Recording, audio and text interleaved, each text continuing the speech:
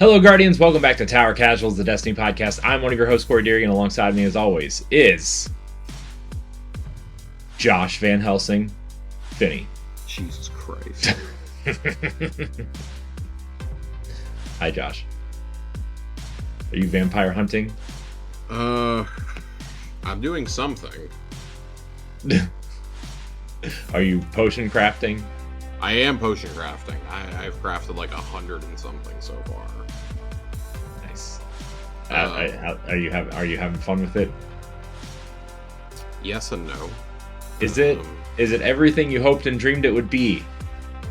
Not really, but whatever is these days. I mean, that's really fair. Yes. What really is these days. It's a continuous choice. Josh. Corey. Can I share something with you? You can. It's been a week. Indeed. It's been a week. I have a slight fever. Oh, wonderful. And very sick. But and he's still here. I'm just, well, physically I'm here. Mentally, Josh, I need to heavily rely on you tonight. Not that I don't already, but you know. It's fine. It's going to be a fairly brisk show, I think. Oh man, it's cool though. Like the Destiny. There's a new story. Yeah, I guess let's start there. So Revenant's launched. We got a really cool pre-launch trailer the day before, kind of detailing the story, and it turns out that was like kind of most of the story that we were going to get. I saw a lot of people complaining about this. We knew this was going to happen. Folks are going to be like, do, and sure enough, like they've done that within a day. The story did feel very short, but I'll say that I feel like a lot of it felt, because you got the prologue and then you had actual Act 1. I feel like it felt shorter because they took out all the filler. There wasn't, do this step and then go do an onslaught and then talk to this person and then talk to that person, then go do another onslaught, then craft a specific potion. Like they cut. Is that what people asked for though? Yes, but this is the Destiny community. I do like that you can go ahead and like all the Act 1 stuff is there available right off the bat. I do like that right off the rip. You can do it all. That is really convenient because it has been a pain in the past with some of these storylines where you just can't go do it. All 3 onslaught maps are available right away. There are a total of 10 weapons you can get from it, which is awesome. 7 that you can get from that guaranteed, and the other 3, which are the reprised splicer weapons that we have right off the bat, those are available through anything. You have, you can take, and like we'll get into tonics and stuff in a second, but yeah, I don't think it's like horrible. Like this is also, I think this is a really smart decision ultimately by Bungie, but it lays the truth out there for everybody. Like the story has to be deeper. We have to get more story. For that to be all the story you're going to get for the next 6 weeks is pretty rough. It's certainly not great. I will say this. I really enjoyed the first mission on Europa. I liked it. I thought it was a great kickoff to the season. You fight your first Baron. You fight alongside... Full spoilers, by the way. If you have not full spoilers. Played the story, we're spoiling the shit out of everything for you. You fight alongside Aramis, which is pretty dope. It's pretty cool. And then Fickrel shows up, and you have to boogie on out of there. Well, Aramis tries to escape, and then Crow convinces her to surrender. You guys go back to the helm, and the helm crashes. Yeah, that's new. So yeah, it's new, but I really actually liked that story beat. I love that we got failsafe onto another ship just for it to crash immediately. The helm crashes on Europa, though it's confirmed. They drag back whatever they could to the tower, which, funny enough, if you're inside the helm, you're just in a box. Like, it's nothing is rendered outside. If you go to the tower, though, you can clearly see the helm hanging out off to the left. It's covering up the tower that they still haven't fixed in the last 6 years. So I found that to be pretty funny. Um, Overall, I thought that story beat was very cool. That Fickrell shows up on there, starts turning all the Elixni that are on board the helm into his new type of scorn. I thought that was cool. Like all that was very cool. That's a very cool setup and premise for the season, in my opinion. Yeah, Um, super cool. I the like it. director has changed also. Now you have the option for the tower or the last city. The helm node is totally gone. Yeah. Which again, I really, really like this. This lines up with what they said in the live stream last week that we want to get rid of you having to go do an activity, come back and talk to someone, go do an activity, come back and talk to someone. We want to keep you out in that world. Yeah. I don't think they've quite nailed it yet, obviously, because we're still having to do a whole lot of go back and talk to Ido about everything. But it's definitely a start. Where they dump you at in the last city, I was expecting this to be another Elixni Quarter thing. This Hmm. whole new area that they've rendered. And I really like that. You're down in the city and you look up at the tower. You can see the tower, you can see the helm, you can see the D1 tower from where you are. I really like that. And it's just like, oh, this is where like Ido has been like hanging out. This is like her workshop. And like um more alarming is that there's a jail cell, which is where Aramis is being kept at, and like this I don't know, fallen Supermax. And then yeah, we're just gonna call it Elixni Leavenworth. And then Jesus you Christ. have a bar, and of course in the seedy back room is Spider. Of course he Um is. he's turned one of the Callus statues from the Leviathan into a planter. I thought that was pretty funny. Yeah. Obviously, Spider doesn't really come into the storyline until we hit Vesper's Rest tomorrow. But yeah, I thought all those were nice little touches. The creme de la creme though is when you go into the apothecary, which is where you're going to spend all your time at for the most part. And Ido starts teaching you about tonics and stuff, and Nithrax is there, and he's hooked up to a servitor. He doesn't look like he's doing too hot. You get an awesome cutscene where he talks about the effect that the Nez tea is having on him from way back in Plunder, Hmm. um, Ned's and tea. I forgot about kind the of Ned's tea. implying that he may not have too long to live, and or that he could be taken over by the spirit of Nezarec. That is something we're going to be exploring the rest of the season, and I think that beat right there is why I'm really frustrated that that's that's kind of where storytelling ends Yeah. for Act One. Um, I mean, I guess that's technically the end of the prologue. Act One is really like you're trying to get peace between the Elixni and the Scorn. You actually go to part with Crow to parlay with Fickrell, Hmm. which I thought was a really. We talked about reusing assets. The fact that they use a Gambit map that got removed was a very very cool addition. Oh, is that what that was? I recognize it, but I was like, That what is is one of the what's going Gambit on here? maps that they took out of the game. That and the Dreaming City map. That is now, fun fact, the only Gambit map that is not back in the game. I love that we could use it for this and Onslaught, but can't put it in Gambit. Nope. I think that's very funny Why personally. would you put it in the game mode it was made for, Josh?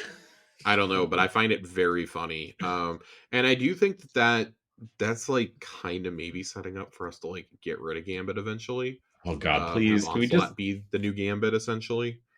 I mean, yes, please. I'm gonna be honest with you. I would be all for that. If you have to pick one or the other, I'm picking Onslaught. I played Gambit today for the first time in probably 2 seasons and had a blast, though. I will say that. Yeah, well, isn't I mean some of the weapon the one weapon is tied to Gambit though, right? Like that one what was it?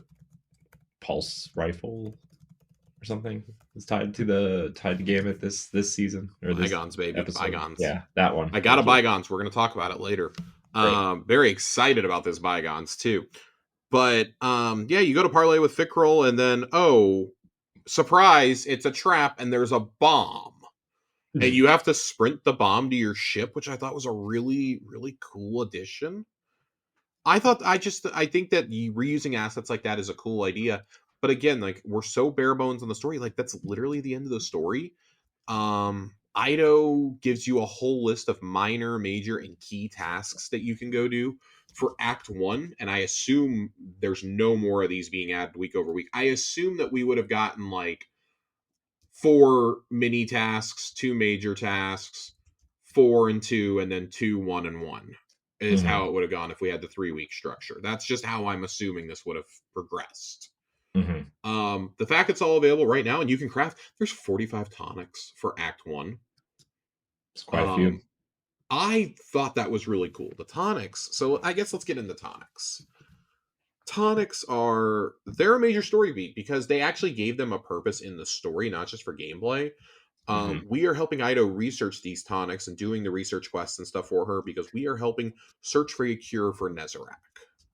I Mm. find it interesting that in all of this, the Guardian is trusted by pretty much everybody because Crow trusts us to help him try and bring peace. That's not happening. Aramis trusts us that even if we kill her, to protect her people. And Mithrax and Ido trust us to find a cure for Mithrax. I find it very interesting. And of course, our favorite insect-like chattering Elixni, Varix, is back. Varix Yes. is also helping to find a cure for Mithrax. He has finally acknowledged Mithrax is the guy. This is the dude who needs to be the leader.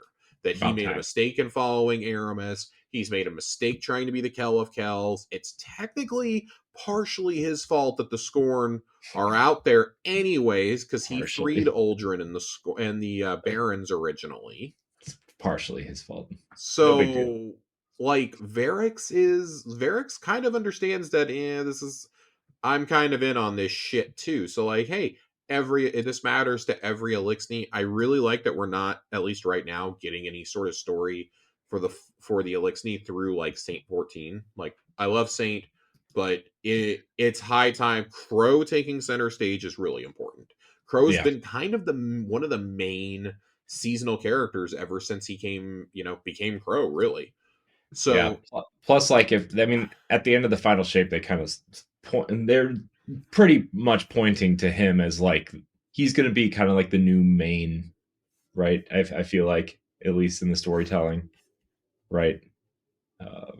At least it's kind of where I felt they were pointing to. He's got the new cape, the new and do. he's on the Vanguard Strikes screen now, Yeah. Yep. which I thought was a really nice addition. Just it's the little touches in this game sometimes, but Mm-hmm. the tonics are pretty rad. You start out with the most basic of them, right? Like 20 minutes. The green ones last for 20 minutes. If you do a weapon or an armor one, you can get any piece of armor or any weapon, and then as you craft those, like say we started figuring out when you craft 4 or 5 is when you'll get another one of the rarity above. You'll get a blue one then, and there'll be several blue ones. And then once you craft several of a certain blue tonic, you will get the corresponding legendary ones to it. So that's how you eventually focus your weapons. And I thought that was a really cool addition. I liked that a lot. Um, the combat tonics, I'll be honest, because I'm not far enough into the artifact yet for them. I'm like just getting to the point where they matter. We talked about the bonus stuff on the artifact. This is where it comes from. The tonics can activate the bonuses on those, which I think is a Mm-hmm. really cool addition. So like to maximize your tonics, you want to be using them in conjunction with your artifact. That's nice. That allows for some super powerful builds, I'm sure. Keep in mind, this is all Act 1 stuff. It's going to probably get crazier as we go on. Um, and then the attunements. So the weapon attunement is what most of us care about here. I would say this is pretty generous. I've Mm-hmm. been popping blue ones pretty regularly, and I mean, not only am I drowning in the crafting materials for the tonics when I pop one of those, I'm also getting pretty generous weapon drops because it's not just from onslaught chests; they can drop from killing anything in the world. Mm-hmm. So I did a legend onslaught this morning, and I mean, so that's 2 chests every 10 levels with 3 on the final one. So I had what, 11 chests total. I had a tonic active for the entire thing. I had a blue tonic active, 2 of them really active for the whole thing. And anytime that like you kill an enemy, you have a chance for another weapon or armor piece to drop. So I specifically was focused only on weapons. I should note that. I came away with a completely full postmaster and a full inventory. So Jeez.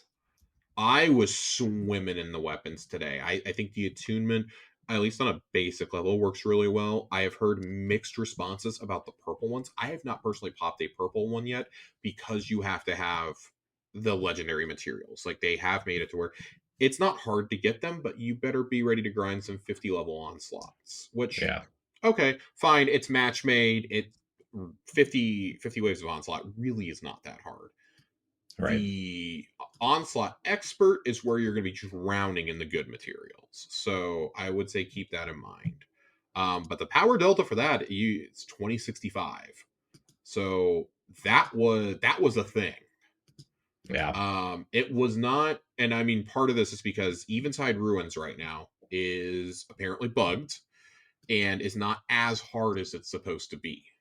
Hmm. I definitely did still pack way more of a punch than normal Onslaught did, but not nearly as bad as like Legend did in the Into the Light Onslaught. Hmm.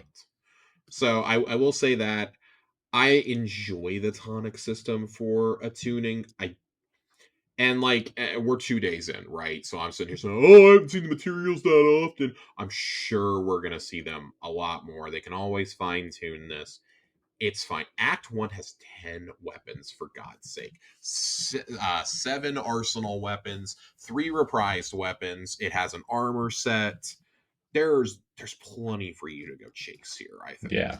Oh yeah. Um, so I think that's cool. I don't think it's bad at all. I really have enjoyed that in doing the onslaughts here, you're getting Zavala wrap alongside that, which has been really convenient. Yeah. Um, as someone who is just tired of running strikes. That's music to my ears. Um, What you're tired of running strikes after I'm all tired these of running years, Jim? strikes. I'm tired of running strikes, Corey. Controversial opinion here. Um, Hot take. yeah, real hot take. I am really enjoying the overall onslaught of it all, which I was pretty lukewarm on this. I like it. I think it's because it's 3 maps that like, especially one that we haven't seen in the game in forever. Hmm. So I'm enjoying that. I do think that reusing the Eventide space on Europa was a great choice as well. Hmm. So that's definitely the biggest of the 3 areas.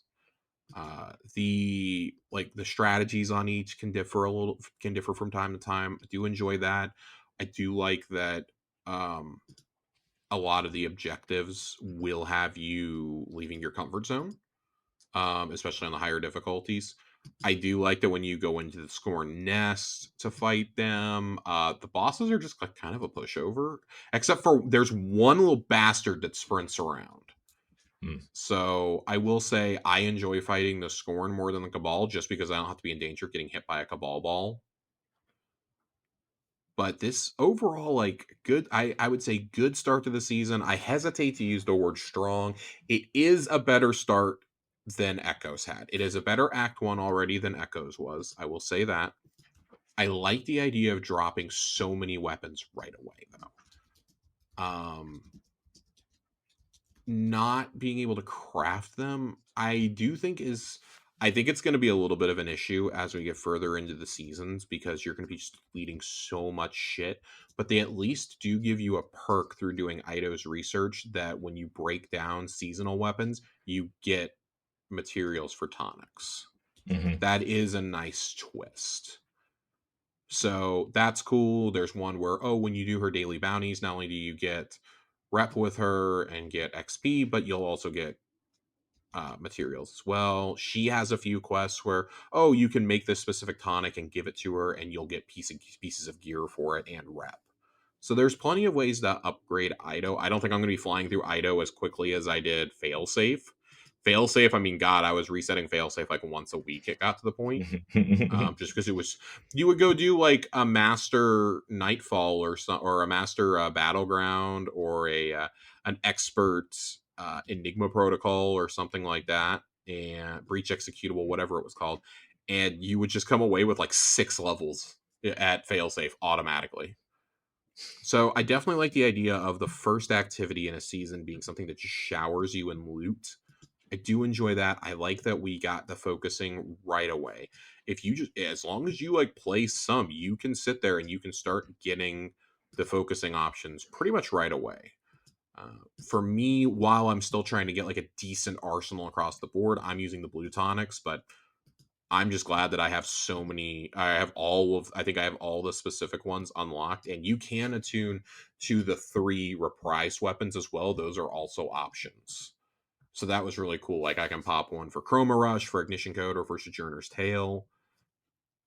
And again, for like Act 1 stuff, I think that's all good and fine. I am interested to see how some of the stronger tonics affect the gameplay.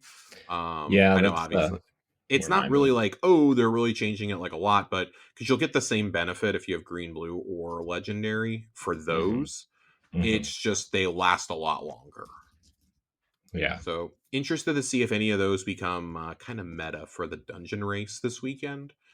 I don't think that they will, but they could give you just enough of an edge. So interested to see how that goes. Overall, I think like decent start to decent start to the act season, whatever you want to call it. This is what you're getting in terms of content. So if you're not happy with it, Festival of the Lost is coming up in a week or two, and Yeah. then you get 2 weeks of Iron Banner in November to close out the act. I don't know.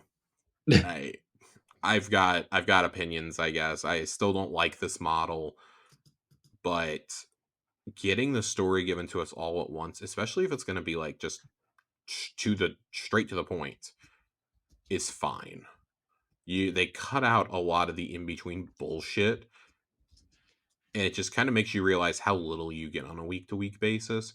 Hmm. This is all well and fine, but for this to be all you're going to get for 6 weeks is a little rough. Thankfully, they gave us an arena mode to go with it, and like, oh, there's going to be a holiday event and this and that. Like, I know Heresy is probably pretty much locked and loaded content and story wise already.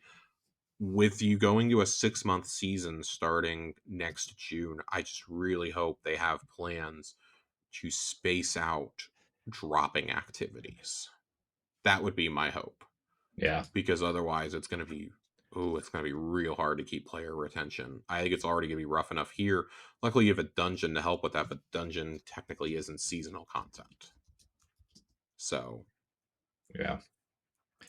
interested to see where the Mithrax story goes. Hard to believe that, oh, wow, a third of the act is already over and we've made no progress there. Awesome. Love Mm. that for us. Yeah. Mm. Mm.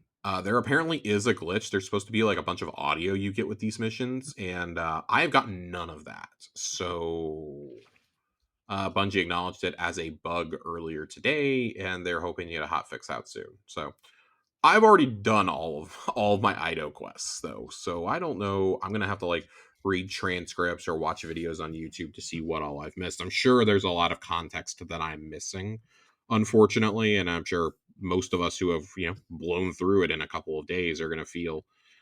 But even for like a really casual player, I feel like the story. I mean, the storyline literally is like an hour and a half of sitting down and playing, and then after that, just grind.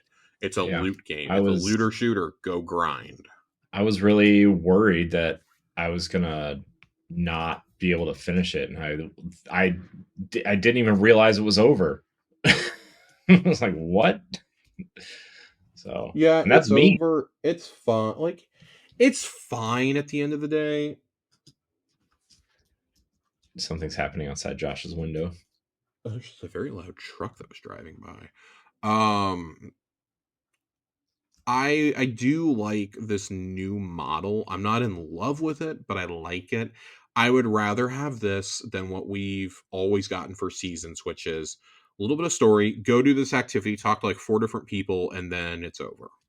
Hmm. I would rather have this, frankly.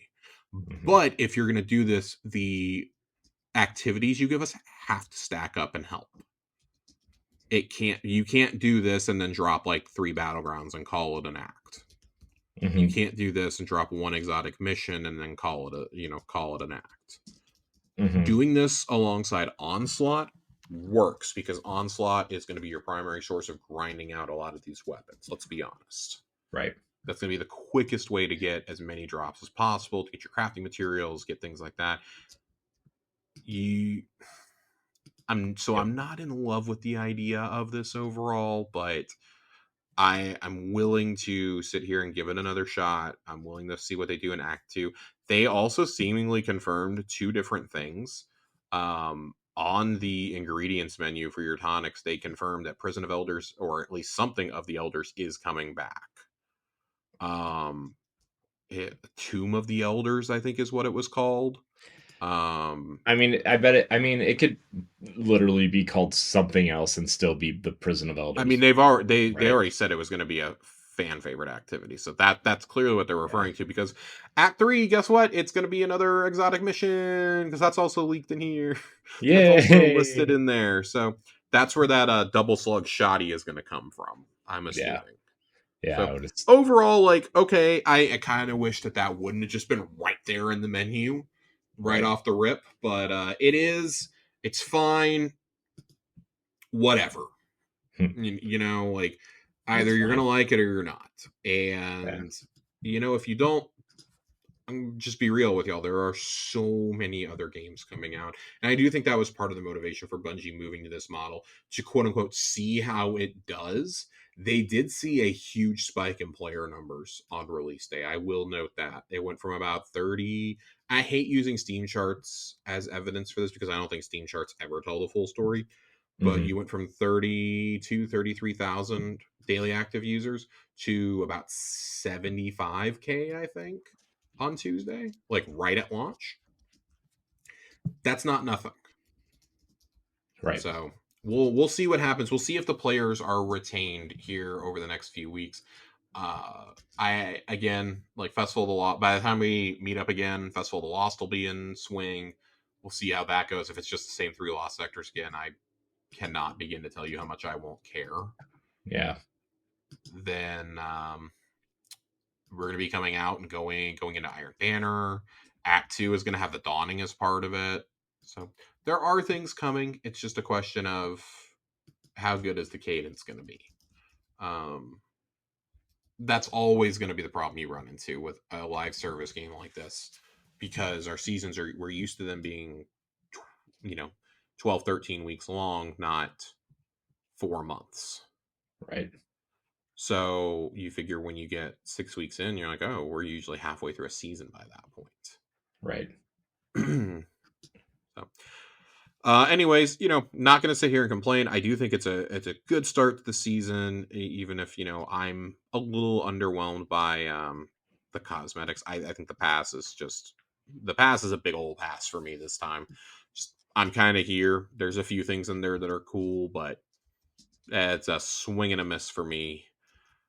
I think that the Plague Doctor set that's in the store actually would have probably worked out better as ornaments Hmm. in the past, but hey, I'm not here to well, I am complaining, but I'm really trying not to. I guess let's get into a little bit of weapon talk. Do you have any other stories or any thoughts on the story, not stories? Do you have any other thoughts on Act 1 here before we kind of shift into some weapon talk and No, the I mean, TWAB and some questions and all that?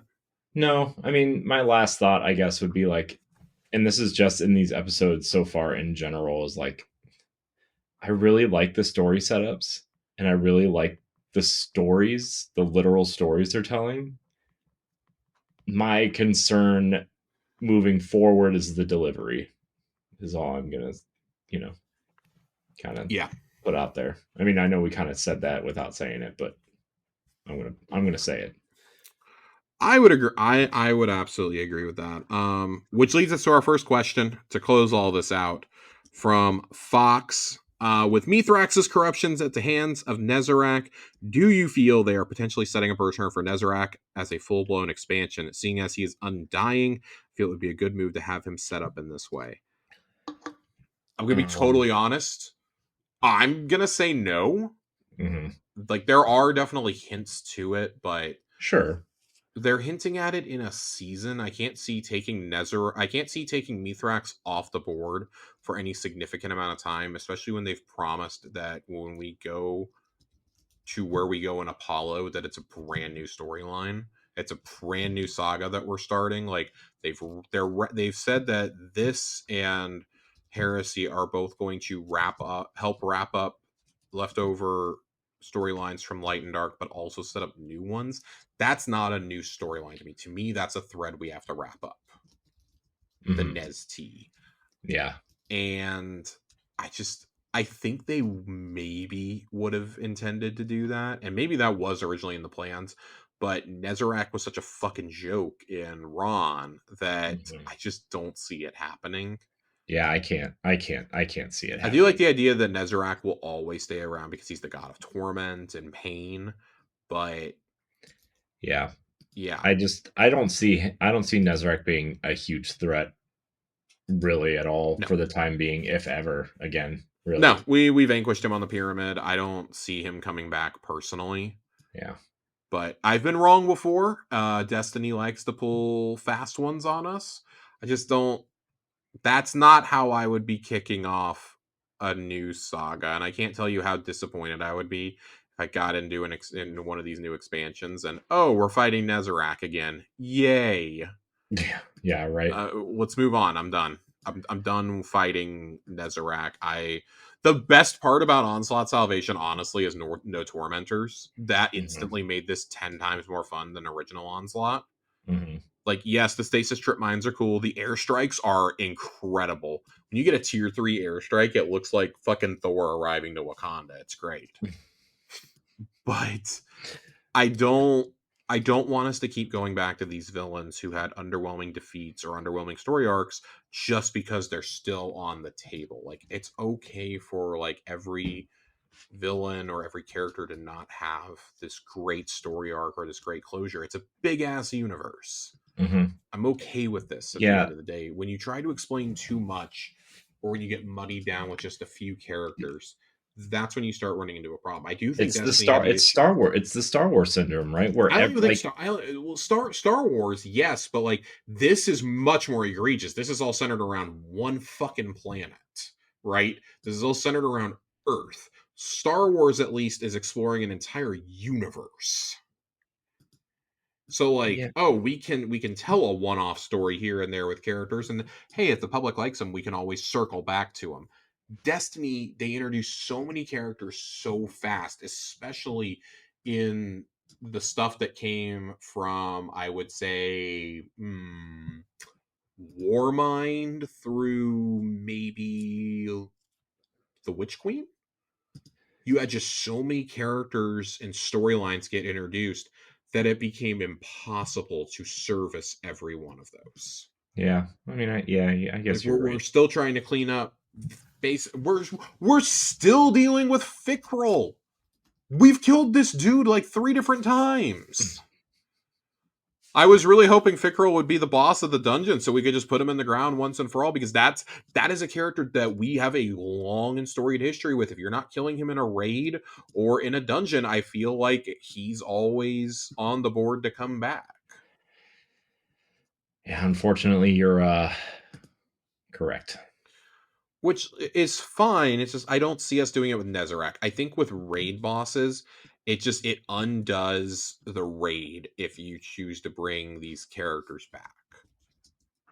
It Yeah, sucks. Like, unless you're gonna pull a fast one on me, like you did with Callus being a robot, I think it's very difficult to bring a raid boss back in a meaningful way. The nightmares were a cool way to explore that with Crota, for example.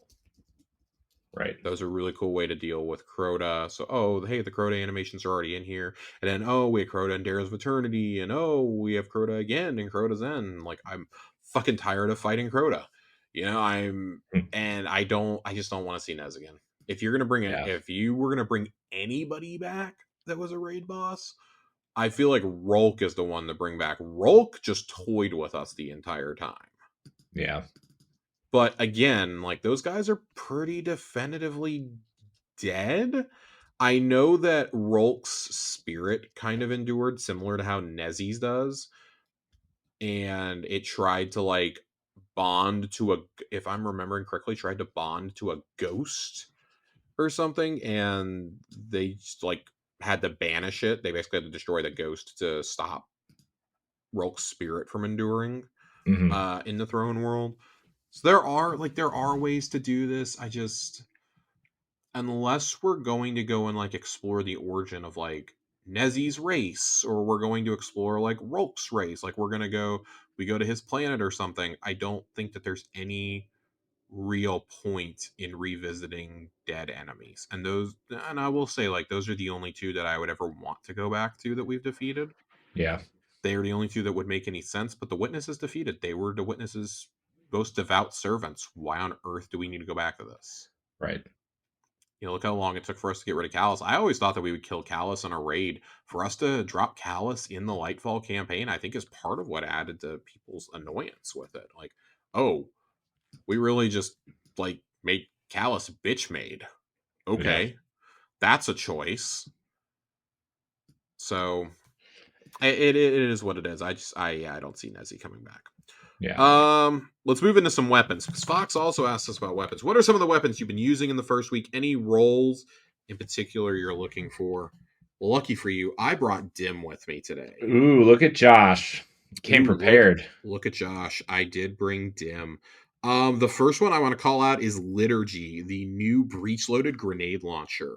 I'm very excited about this one. The role that I got on this, that and I not had a chance to play with Liturgy yet. I've really only played with like the two pulse rifles, the hand cannon, and the heavy GL are the ones I've really fucked around with.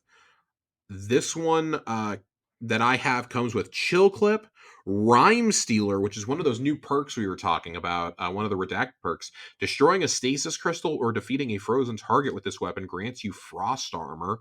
And then I also got disorienting grenades and volatile launch on this, volatile or hard launch. I'm very excited for both of those to be here. I think that this is going to be an absolute blast of a gun to use. Very good for like utility, I would say. But yeah, having double fire disorienting grenades really going to be really fun. Chill clip always a favorite on stasis weapons. You're gonna notice that a lot. I'm gonna be saying that like, hey, chill clip, chill clip, chill clip. Yeah, because it's really fucking good. Hmm. I also got, there is a new scout rifle, a new stasis scout rifle, live fire. I've gotten this one. I don't know how I feel about it yet. I've got a few different roles that I'm playing around with. I have one with rampage and subsistence, but the one I think I'm most excited about, I gotta find it. Actually have two. One has a rapid hit shoot to loot on it with Ooh. flared magwell. I always like flared magwell on my guns. And then I have no distractions, rapid hit, and ricochet rounds, Ooh, which ricochet round. again, very exciting. And you guys know I really love a good scout. This is a 180, so yeah, it's right in that class, that like 180s and 200s for scout rifles. That's kind of my sweet spot. That Night Watch style scout, that's where I like to sit at. I've really soured on the 260s, which are like your servant leaders, your Randy's throwing knives. Really soured on those, but I always like Night Watch was always a staple in my inventory for a long time as an anti-champ weapon. This season, anti-barrier scout is a thing. Very excited to use this in a stasis season, so I want to see how that one stacks up.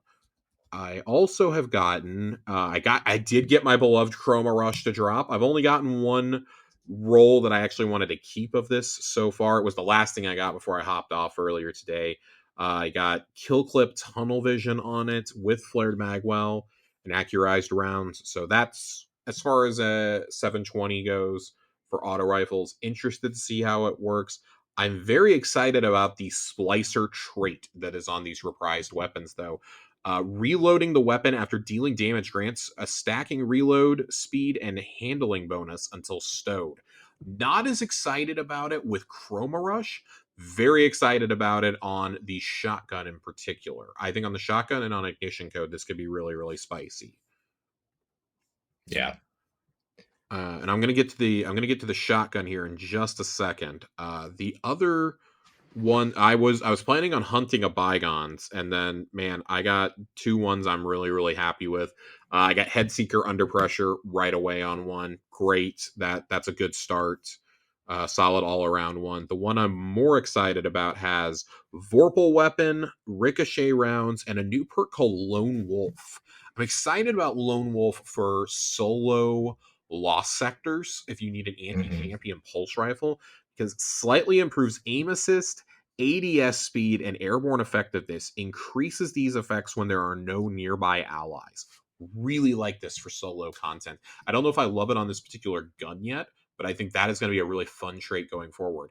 I also think this should have been an Iron Banner perk first before coming into the regular perk pool, because it's literally a wolf. Yeah, that seems pretty. I will Seems like a almost miss. guarantee you this is on the new rocket pistol, though. I will nearly guarantee you Oh yeah, that no. If it's in not, the Crucible. this is a double This and miss. Rhyme Stealer, I feel like, are the redacted perks on that. Hmm. Moving on to energy weapons, this is really where I think that the season is shining so far. There's a decent amount of these, I would say. I guess let's start with the pulse rifle. I have so many rolls on the pulse right now. Important to note, this is a 390. It comes with Desperado. You can get Desperado on this. I know we all love Desperado on pulses. It might not be like the greatest perk anymore, but it's still a very good perk, especially if you're going to go play in PvP. I like that. And then another new perk, Closing Time, that I have on this, improves range, accuracy, and handling as the magazine gets lower. I do like that, especially when I like that perk combos specifically when I'm thinking about something like Iron Banner, Hmm. or I'm thinking about something like Trials, where I'm going to be running like my mag empty. I like the idea of that. I like the idea of it being an anti-champion weapon. That is very fun for me to think about.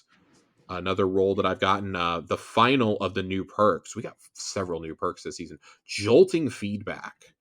Jolting Feedback, dealing repeated damage with this weapon inflicts jolt, and when amplified, jolt applies faster. I love this. Jolt has long been one of the harder ones to proc, I feel, in terms of an effect. So I do like this. I think that giving us a perk where you don't have to worry about that as much is really cool. Big fan. Big fan. Love it. Uh, I have played with this a little bit on the pulse. I don't have a great role with it yet. I have jolting feedback and keep away, which I do think keep away is good for a pulse. I like that. Increases reload range and accuracy when no targets are in close proximity, for those who don't know. That with accurized rounds. Looking forward to playing around with that, especially with Iron Banner on the horizon once we get through this dungeon. I don't really have another role that I've gone crazy about for this. I Hmm. have a Volt Shot stats for all. You can't get Volt Shot and Jolting Feedback in the same column on this gun, which is nice. I do think Volt Shot stats for all. I mean, it's kind of like standard, but for an anti-champ weapon, pretty good. I would say that I like this as a arc pulse option, and obviously it's way easier to get than the Neomuna one, which has been the bane of my existence for 2 years. Hmm. Trying to get that little bastard to drop so I can craft it. It's never gonna happen, but whatever. The next weapon, insurmountable. It's the Void Sidearm. That it's the 260. I have yet to get a good roll on this that I like really care about. There are a lot of good perks in this pool. I really would like destabilizing rounds and repulsor brace. Just that's kind of the standard go-to for a void weapon, especially on the sidearm. That could get really fun really quick in a mode like Onslaught. I do have one with Desperate Measures Lone Wolf that I'm interested in trying out, but nothing that's really knocked my socks off just yet. I've gotten like one perk that I wanted, like no magazine perk or anything like that on some of these, which is a really big shame. So still looking for a good one. Um, Having fun with it. Still looking for a good role there. I don't really have one to call out, I guess, when Hmm. I think about what the overall roles can be on it. I'm trying to see. I'm sure I thought I could pull it up in depth. Where is it? Now I'm curious. Curious, he says. Now I can't. Now I'm curious why I can't pull this up, and it's really annoying. Okay, well, I'm just not going to worry about it for right now. I'll go to light. Are you okay, Josh? Are you feeling okay?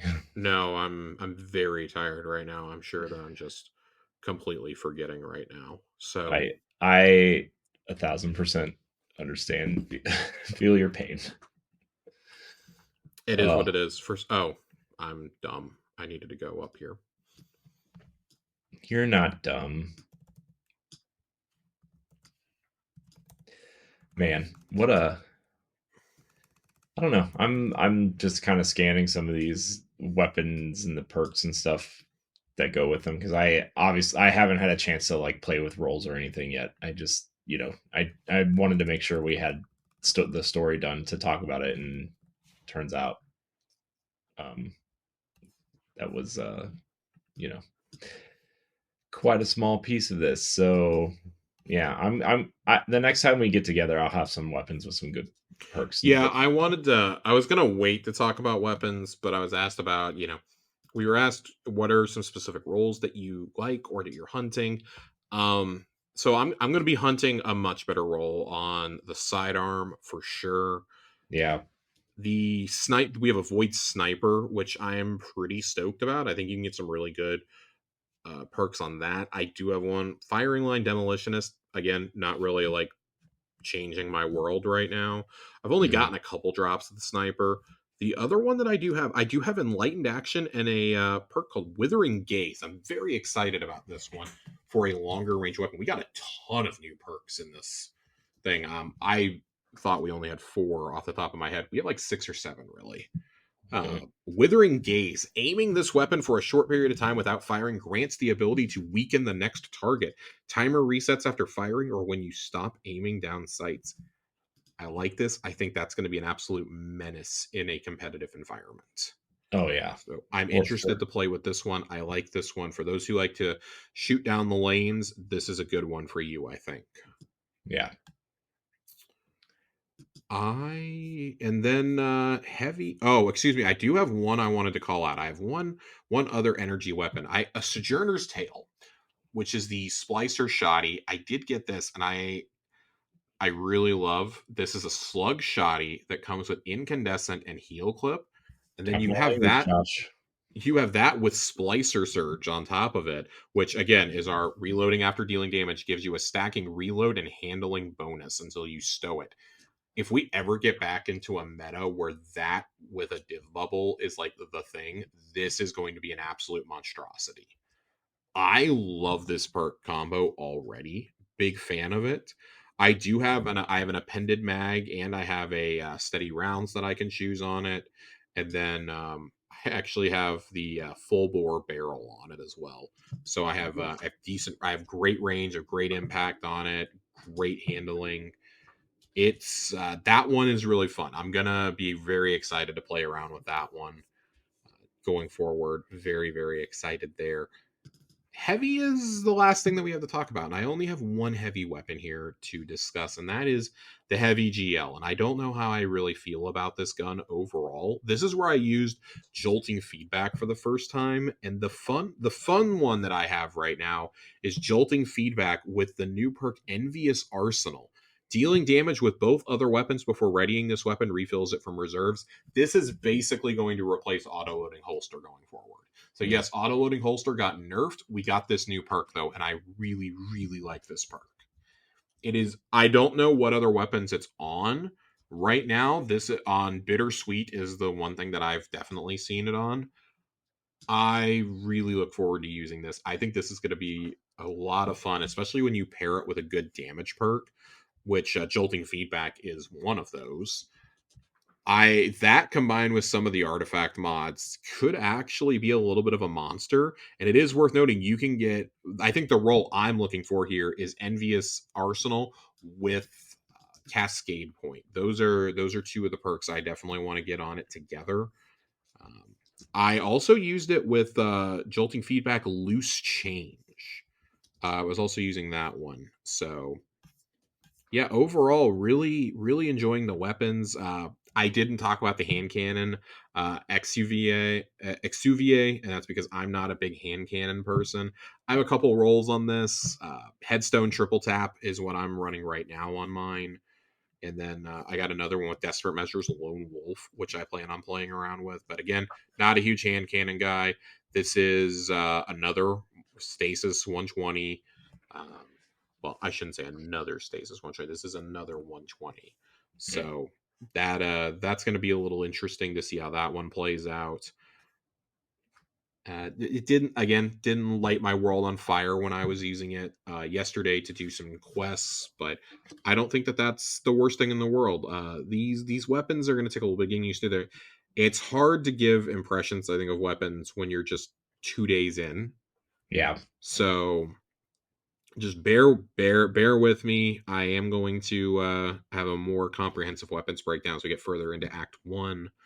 I do want to see what I can get on ignition. My only ignition code was dog shit that I got. So interested in that. I want to get to the playlist weapons. Hopefully we get the glaive into rotation and nightfall soon. Very excited to get that one, start playing with it. I want to play with the new shoddy that's in Crucible. I want to play with bygones, obviously, a little bit. I want to try and get the new trials weapon. I'm interested in the Iron Banner weapons. Like, the goal is to have just a big weapons blowout later on in the season. But Yeah. for right now, that's where we're at. Just a very broad overview of what I've been able to grab in 2 days. Haven't gotten to do a lot of weapon testing yet. I might stay up late and do some with Joasis and A1 Johnny tonight in preparation for our dungeon run tomorrow. But if I do, it's mainly going to be on that new GL. Also, I should note the Stasis Exotic GL fucks. That thing is awesome. Nice. I personally am not using it, but just about every onslaught run that I'm doing, people are using it. I'm drowning in ammo. I'm basically maining Microsm and a Aberrant Action at this point. It's great. There's just so many ammo bricks everywhere. So that's a lot of fun. We did see what the catalyst is going to be for it. It's essentially one for all is the catalyst, which a little underwhelming, but when this gun is already really good as a utility weapon, I couldn't imagine them giving it anything to make it more powerful. And one for all, hey, not a bad perk. On a GL, not sure how I feel about it. On a Stasis GL at that. So that is that's your answer, Fox. There's a breakdown of some weapons. Also, something I want to shout out. If you played during Season of the Risen, go to Rahul, go over to the second page, and there is an emblem there, a Scion emblem that has been in the game in collections for like 3 years now, and we have never been able to get. They did not give it to us during that season. It is finally available to claim. So go grab that. I was actually very upset that I could not find this. I was told it was at the kiosk, and I was like, what the fuck? Why do I not have this? And then I got it this morning when somebody was like, no, you have to go to Rahul and scroll over. And I got it. So crisis averted. Old Rahul. Old Rahul. I was able to avert a crisis and get my emblem because I really, really, really love that the psionic insight or whatever you want to call it emblem that they were giving out that season. I love my Scion shirt. This is exactly the same look as what's on the shirt. Had to make sure that I got it. So crisis averted. Crisis averted. Shall we shift over to some TWAB action? Yeah, let's talk about this TWAB. We have a fairly short TWAB today. A lot of emblems to talk about in here mainly.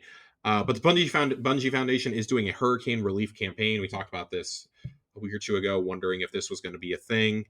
Direct Relief is partnering with the Bungie Foundation, and if you donate as next week's reset, October 15th, we'll be launching a hurricane relief campaign benefiting Team Rubicon and Direct Relief. Donate $25 and earn the Through the Storm emblem and bring much needed support to these communities. This is a pretty rad emblem. I really like it. It kind of fits in with the Bungie Foundation emblem. They just did a TwitchCon. I like it. With storms as widespread and devastating as these, it can be seen from afar that an individual can't make much of a difference. But as we've seen time and time again, the collective compassion of our light keepers creates an incredible, long-lasting impact.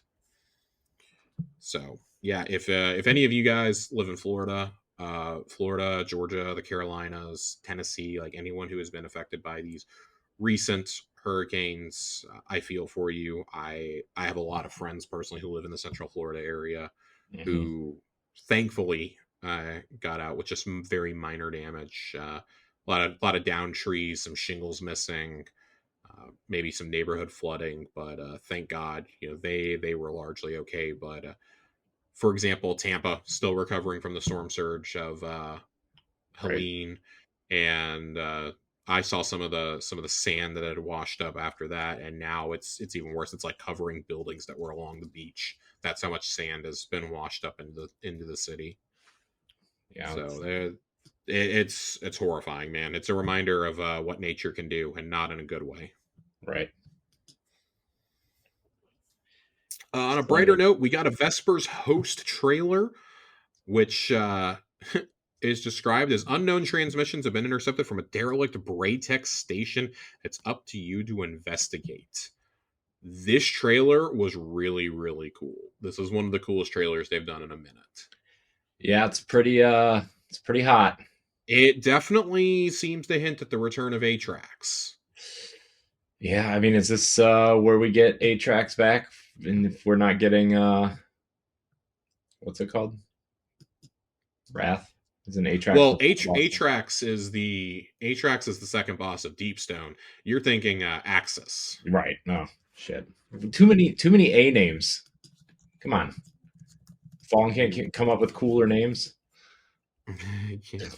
Yeah, Axis, the Archon Prime is who you're thinking of. That Right. was one of my speculations if we were going to see them back, and I still think there's a chance that a fast one gets pulled on us. But Atrax being a part of this would be really cool. We know Spider is going to send us on the mission. This Yeah. is cool. Like it's very. I mean, it's very Deepstone crypty It's from very cool looking. I like it. the footage that we see. Yeah, I'm stoked for this. I have genuinely no idea what to expect, but we do know Icebreaker is the exotic for this. Of course, if you complete it on contest difficulty in the first 48 hours, you will get Icebreaker guaranteed. Yeah. So, You know what's cool uh, about this whole thing is that it looks like the obviously it looks like Siva stuff, but it also looks like this main room that they show towards the end looks like a almost looks like a Amalon kind of like weapon, but it's in a architecture point almost. Like I think it's just the way because it has the Clovis Bray logo, but it's all kind of that weird yeah, I coloring. like that when you see the load in animation, you clearly see the big Vex hole Yeah. in the background. I like that. This very clearly feels, obviously they say derelict Braytech station. I expect to fight some Vex in here too, not just Axis. Oh yeah. There are definitely we see dregs and servitors, and there are some of the symbols of those houses, some of the houses as well. I Very do horror. like the armor that they're teasing, looks very Deepstone crypty Yeah. out of this, which I love that aesthetic, so I'm here for it. In Yeah. I fact, like it. they're blatantly wearing some of the Deepstone crypt armor in the trailer, so Yeah. that's cool. Very excited for Icebreaker to be back. Of course, what would a dungeon be without loot, rewards, and apparently starting now, a dungeon race? Yeah. Quick recap of how the first 48 hours are going to go for this. Contest mode will be up for 48 hours. Normal mode will be available as soon as the first 3 fire teams clear the dungeon. I love that. I love it. I love it. I love it. I love it. I love it. Because that way you're not having to wait until Sunday to get in on this. Yep. I think that's very cool. So you can jump in right away on Friday night. If you don't care about trying to do the challenge to get Icebreaker or an emblem, you can just go right in. Or if you hit a wall, if you hit a DPS wall, you can go do the normal mode of the dungeon, which I don't think will give any experienced player trouble. In the contest mode, you are going to have things like tokens. There's going to be DPS checks. There's going to be enraged mechanics. We've already been told all this. So Interested to see how contest mode is going to play out and how the difficulty is going to be. You will need to be at 1985 power level to be at cap through all the encounters. Again, should be super easy. If you have played through the final shape, you should be at 1985. Yeah. All fire team members must own the final shape dungeon key and acquire the quest Rogue Network from Spider in the Last City seasonal hub. And you must have a fire team of 3 players to start the Vesper's host dungeon in contest mode from the Planet System map. Completion criteria. Once the final encounter is complete, the fire team must loot the final chest or their finish will not be recorded. The team's official finish will be recorded when they loot the final chest. At least one member of the fire team must have completed and received loot for every encounter, and it must be the first time completing the activity for all members of the fire team. There are going to be disabled items, and we do not know at the time of this recording, we do not know what those are going to be. The last word has already been disabled this week. I don't know what they're going to disable beyond that. So I'm a little interested to see. They did allude to that a couple of the things they're going to have to nerf or take out for the contest duration are things that actually break the dungeon. So I would assume that allow you to just like bug the enemies out. Contest mode rewards. You get this awesome orbital tournament emblem. This thing looks sick. Yeah. I like this a lot. That's very much my aesthetic. Everyone can get this if you complete contest in the 48 hours. And then, of course, you know, what is an endgame activity from Bungie without things that you can go buy? You've got this awesome Vesper's host hoodie, which I fully plan on spending money on. You can see I'm wearing my Splicer hoodie. I love this thing. I think it looks super cool. I'm into it. It's a zip up hoodie. I definitely like this better than the Prophecy one that we got years ago. Don't know how I feel about a bracelet, but okay. Oh, come on, Josh. We could rock some Vesper's host bracelets. You could not pay me. You could not pay me. And then there's going to be of course, a dungeon pin and a seal. The Unleashed title is going to be what you get here. So that's all cool. Of course, Twitch Rivals is going to be broadcasting this. You can earn 2 emblems. Watch any 2 hours of any creator with Twitch drops enabled for the first one. And then the second one is dropping a sub to any Destiny 2 streamer. And these will be up for the duration of contest mode. So plenty of little rewards to go get. I personally can't wait to get the dungeon pin. I have all the dungeon raid pins so far. Really like them. Have a nice little collection of them up on my desk. I'm running out of room with all these clamshell boxes they send me, though, so I got to find a more practical solution. Then rewards for Revenant. Slayer Baron is our title this season, which that's pretty fucking dope, I think. Yeah. I really, really like that. It just another in a long line of very metal titles that we've gotten. I'm shocked there's no like strange like Blade reference or something like Daywalker or something. Not that these are, like, I thought there was going to be something kind of like that, but man, Slayer Baron and like the scene where Mithrax names you Slayer Baron and tells the story of Slayer Barons is awesome. Yeah. That was a really cool moment early on in the season. Like you have to you do an animation to kneel and he names you a Slayer Baron. Oh, so cool. So cool. Very excited for that. And there is a Crucible Legend sweatshirt that you can earn if you reset your Crucible rank at any point with Shaxx before the end of Revenant. Again, this is something I feel like should just be in the shop. Yeah. But okay. I mean, maybe they've seen a huge. I mean, they definitely have seen a huge drop in Crucible. But I mean, like maybe maybe they're trying to encourage people to go back into the Crucible, and I don't know. I don't know. I think this is cool too. I'm very easy to please. Hey, I've wanted something with the Crucible logo on it for forever, and now I can get it. Yeah. So, in addition to all these great items available to earn, you also can get the Quantum Entanglement emblem as a gift for making any purchase on the store until the end of Revenant. Again, really, really cool emblem. Yeah. And then, do you want more of Vesper's host? Join streamers from 14 different regions as they go head-to-head in a speedrun competition. Handpicked teams from all over the world will be training for the next 3 weeks on their dungeon knowledge and speed. Each fire team will get the opportunity to run through Vesper's host as quickly as they can, with as many attempts as they'd like, during a 3-hour time slot for each team between the 21st of October and the 29th of October.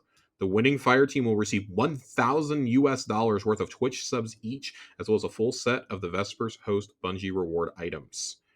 And then they are going to be giving away emblems during that. You can see the teams here, obviously, and then Baron Bingo.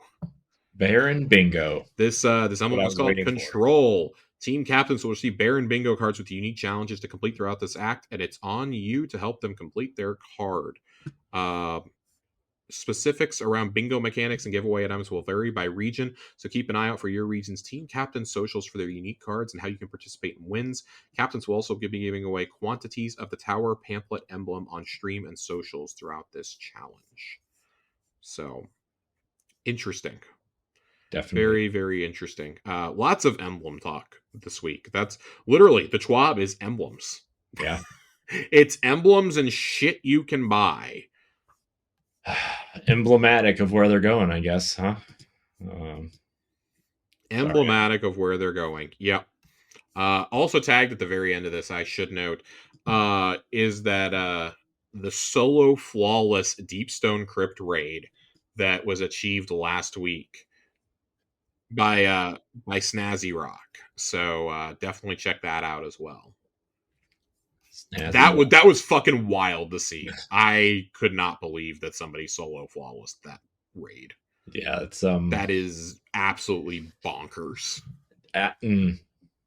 Yeah, it's something. It's don't know what to say. It is one of the completions of all time. But I like it. I think it's really cool, actually. So yeah. I think we've got. Do we want to do questions, or do we want to do lore corner first? Let's do questions. Let's do questions. Let's get the questions. Questions. We only have a couple questions because we've been answering them throughout. Sorry, I was distracted by these Xbox smart wraps that are not by Xbox, even though they sell them. Are you buying the Nintendo alarm clock? No. I mean, I'm a Nintendo fan, but come on. No. An alarm clock? Dude, there's one on my phone for free. That's what I thought, too. Okay, so Jiggly Panda writes in and asks thoughts on the season since we have all 3 weeks unlocked at once. I think we already did that. Football question, but mostly for Corey. How are you feeling after week 5? Not optimistic. I'll tell you something. I'm not feeling optimistic either. We're about to drop to 3-3. This is terrible. I don't want to spoil it, I guess, if you're not watching it. But Seahawks did something really cool, and I saw we got a kick return. Yeah, that. So yeah, happy for that. Happy that special teams is actually doing their job. I love kick returns for touchdowns. I do too. It's been a long time since I saw one in a Seattle game. I mean, the Browns used to have them all the time when Josh Cribbs was here. Tyler Lockett used to be our guy. Yeah. Oh man, remember the era of kick returns and punt returns with like it was Lockett, it was Cribbs, it was Devin Hester. Oh my gosh, Devin Hester's the one that comes to mind for me. Yeah. Oh, so awesome. But yeah, look, I'm gonna rant for 2 minutes about the Browns, real quick. They are in a position where Kevin Stefanski's hands are tied on who he's allowed to play and who he's not. He's clearly disgusted with Deshaun Watson, whether he wants to admit it publicly or not. Andrew Berry's hands are tied, our GM, because the Haslams are just not. They are not great owners. They wanted to own a football team, and they bought the Browns, and they want to be involved and then not involved at the same time. They are trying to buy the Milwaukee Bucks to, kind of wash their hands of a bad team and get a new one, even though that'll probably push Giannis out, right? I mean, and I think the players are disgusted with him. You can see Amari Cooper disgusted. David Njoku's disgusted. The offensive line. I mean, there was that one viral video that went around that Joe Batonio was on the ground and Deshaun Watson went to help him up and he pushed him away because, the sack was his fault and for not, he holds on to the ball too long. He makes bad decisions and he's not a good football player. And a lot of people are pissed, as am I, as a Browns fan, as this is the team that was supposed to be good, right? I mean, we're in an era where the Browns are finally on paper very good, and you have to ruin it because of this player you are paying. We still owe him $132 million. And even if we cut him, there's still $127 million of dead cap space over the next 2 years. So it's not great. It's not great. And we're missing a first round draft pick in 2 years and in 3 years. So yeah, I'm an unhappy Browns fan. I'm ready for the Cavs to do something. Probably be on the plus side of mediocre, but not amazing, which is fine with me. It's not great. And then guys, the Seahawks have a brand new coach. I did not expect to have a winning season. It was really nice to start out 3-0 though, I'll tell you that. And then, got absolutely shit on the last 3 weeks. So it is what it is. Basketball season starts soon though, so who cares? I'm more invested in preseason basketball right now than I am in the NFL. And Fox has another question for you, specifically for you, Corey. Why did Cleveland perform so well prior to becoming the champions just to lose to Detroit after? I'm hoping they pull through and win the series. They're in a slump. I assume we're talking about the Guardians, right? I'm assuming we're talking about the Guardians. They're playing the Tigers right now. Because when was the last time that the Browns were champions? Oh gosh, Never. Man, I mean the Browns last championship was 2 years before Super Bowl I, so that tells you something. The Guardians last championship was in the 40s, so you can mark that down. And then the Cavs won in 2016, and then LeBron left again. And just to complain about having to go to Milwaukee for a preseason game. Yeah, I saw that. I thought that was very funny. Like, yes, you're the only player ever who's had to travel for that. Yeah, to Milwaukee. To Milwaukee for a preseason game. Yeah, guess what? The Mavericks are doing it next Thursday. So, come on, I mean, oh man, I mean, I think he's just like kind of done. I think he wants to play with his son, and then he's done, right? I mean, that's clearly what's going on. The wild part is when he retires, he's still going to be like a top 10, 15 player in the entire league. So, like, I'm convinced that it's going to be like Brady. Like, he's just going to walk away because he's bored, not because he's actually done. Mm-hmm. So, we got one other question, I think. Yeah, Fox had one other question for us. What are your thoughts on the return of Atrax? Could this spell out a coming catastrophe with her being involved in another Brave facility, in particular the coitus apparatus? Apertures, excuse me, not apparatus, apertures. TBD. I never think it's good. I don't think it's good when anybody goes into a Braytech facility. Yeah. I'm very worried that Tannix is going to show up somehow in this. Because we did kill Tannix in the Deepstone Crypt raid. Atrax was freeing Tannix. This is actually what this whole season is about, Josh. It's about I'd be so mad. Raising Tannix as a vampire now. I would be so unbelievably mad. Like, I actually cannot begin to tell you how upset I would be. Oh my god, that'd be so amazing on us. I really would love a fast one to get pulled in for Axis to be the actual villain, and that's why we don't get Wrath of the Machine back. Yeah. I would forgive everything then, but I don't know. It could be TBD. I'll give you more. I'll tell you this, Fox. I'll give you more on my thoughts about the dungeon. This is the problem with doing a show 24 hours before dungeon comes out. Yeah. I will. I'll give you my full thoughts on Atrax when we review the dungeon, which will be at some point this weekend. Despite us moving to an every other week schedule, I did promise a dungeon review. There will be a dungeon review at some point this weekend. Whether I am doing it with somebody or flying solo is yet to be seen, but you guys know what you're going to expect. You can expect to hear about contests when you expect to hear about the dungeon encounters, the loot, the armor, and of course, the rankings. Where do we put it in at? Those are all things for us to sit here and consider. Yes. Man. Good times. So I'm going to be honest. I do not have lore pulled up for us. Well, then why did you ask if we wanted to do it before questions? Because I was really hoping that we would just forget to do it and keep going. Oh, well, I forgot about it because we answered questions first. So You know, I genuinely have been slacking on it. I've been so focused on trying to get tonics and drops and things like that for the first 2 days that I do not have a lore corner prepared. But I'll make you guys a deal. I will do a lore corner as part of the dungeon review.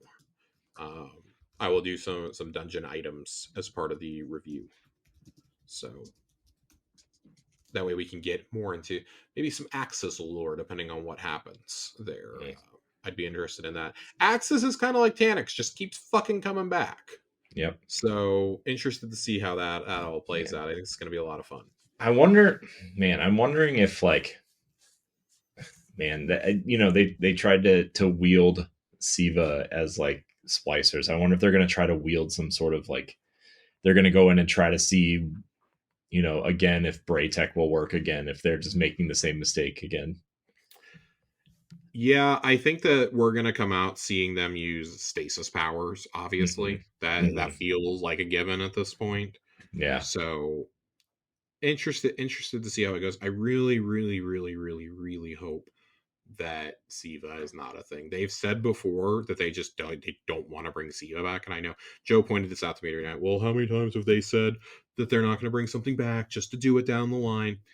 Yes, but Siva is one of those things, like, it's been gone for so long. If you haven't brought it back by now, you're never going to bring it back, I feel.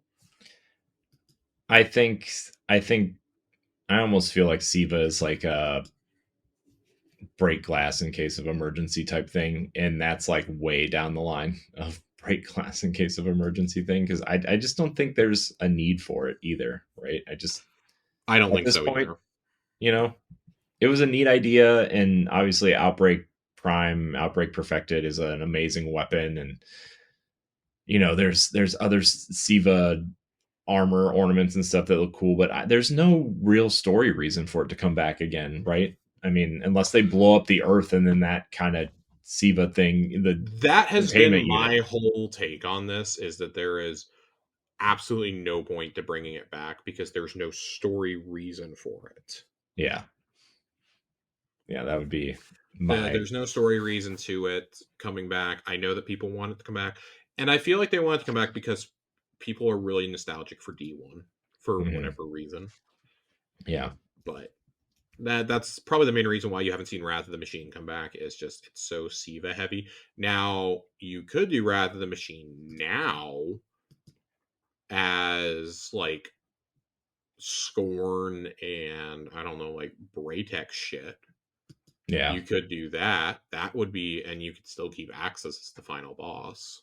Yeah, you could change it up that way. I'm not sure how that would work, but the thing that's always made me think that they're going to bring it back is when they talked about bringing back old content and said, well, if we bring back something that's already in the game and that exotic is readily available, we'll have to come up with a new one. With them moving to this new schedule, though, it really does seem like the dream is dead. This is me desperately clinging to some hope of getting that brought over, but I don't think it's ever happening. Yeah. I've gone from being absolutely certain on it 6-7 months ago to, yeah, I'll probably win the lottery before it comes back at this point. Yeah. So it is what it is. It is what it is. So, all right, Corey, why don't you get us on? This is a short episode tonight. Why don't you get us on out of here?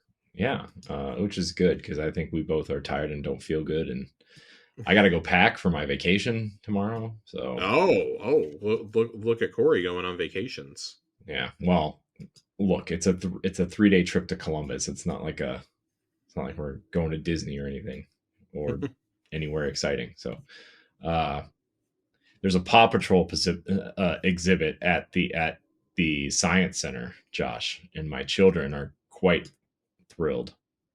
So it's also Boo at the Zoo. So, anyways, I want to thank everybody out there for watching and or listening. I hope you enjoy your booze at the zoos. I don't know, that's not a thing, is it? You drink around the zoo? That's not a thing. Oh well. Anyways, thank you so much for watching and or listening to this episode of Tower Casuals. So Josh, this is the week where we start going every other week for this show, right? Yep. Yeah. Yep. So next week we'll be we're going to be doing Xbox casuals, and then the week after we'll be back with more Tower casuals. By then, Festival of the Lost will be in swing. Yeah. And we'll be able to talk a little bit more about that, about weapons, and hopefully nothing juicy gets dropped between now and then. Hopefully they don't have any Dev Inside articles. That's all I'm saying. Right. Yeah. I mean, if something exciting does happen, I mean, we'll just do. It would have to be probably, franchise altering at this point. But yes. Yeah. So yeah, every other week for Tower Casuals moving forward for the time being, unless they switch things up. And every other Friday will be Xbox Casual, so you can hear us talk about other games and such. Josh, where can we find you? Twitter, Josh_Finn, 2 N's. 2 N's, everybody. 2 N's. You can find me at I am Corey in HD on them socials. Check out the other podcast stuff that we do. And Josh, thank you for your time as always. And everybody out there, thank you so much for watching and or listening. And until next time, we love you. Goodbye.